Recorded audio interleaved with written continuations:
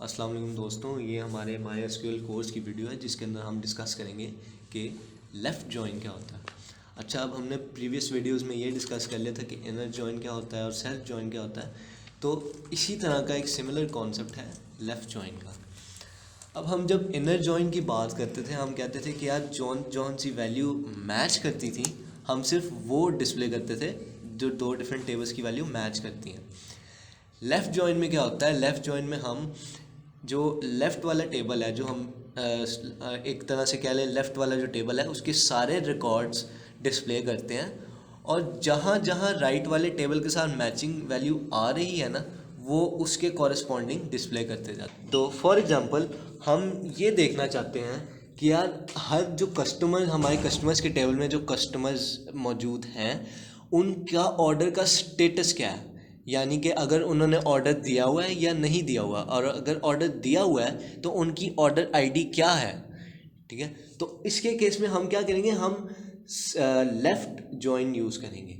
Left join क्या करेगा, left join customers के टेबल में जितनी एंट्रीज़ हैं उनको कर देगा डिस्प्ले, और जिन जिन कस्टमर्स के ऑर्डर्स मौजूद होंगे ऑर्डर वाले टेबल में, उनके कॉरस्पॉन्डिंग उनकी ऑर्डर आईडीज़ को डिस्प्ले कर देगा उस कस्टमर के साथ। इसकी देखते हैं एग्जांपल क्या है।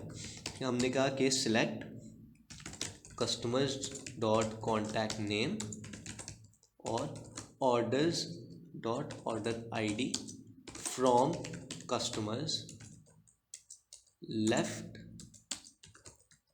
join orders on customers dot customer id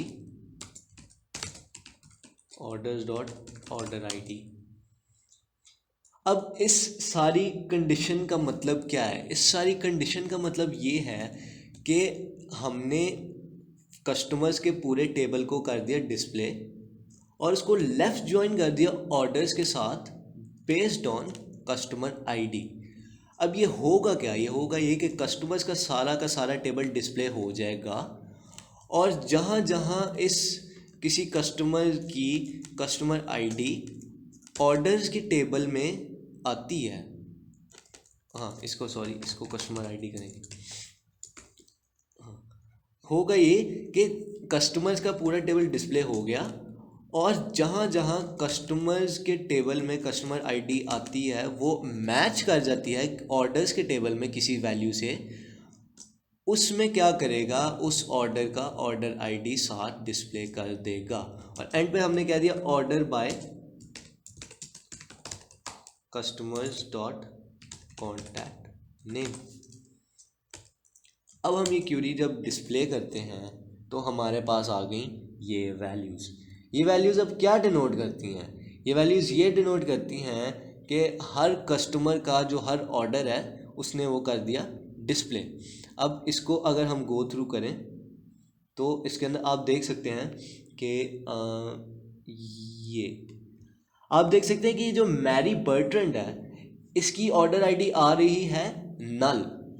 नल का मतलब क्या है, नल का मतलब ये है कि मैरी बर्ट्रैंड ने कोई ऑर्डर प्लेस नहीं किया हुआ, मैरी बर्ट्रैंड के नाम का कोई भी ऑर्डर हमारा जो ऑर्डर्स का टेबल है उसके अंदर प्रेजेंट नहीं है। तो इसका मतलब क्या है कि मतलब इस सारी जो हमने क्यूरी एग्जीक्यूट की है ये बेसिकली हर कस्टमर की जो ऑर्डर का स्टेटस है वो रिप्रेजेंट कर रहा है, उसको डिस्प्ले कर रहा है। अब जिस तरह मारिया लार्सन की हम मिसाल लेते हैं, तो मारिया लार्सन के नाम से काफ़ी सारे ऑर्डर्स आए हुए हैं, ऑर्डर आईडी काफ़ी सारी डिफरेंट ऑर्डर आईडीज़ आई हैं, तो उसने उन सारों को डिस्प्ले कर दिया।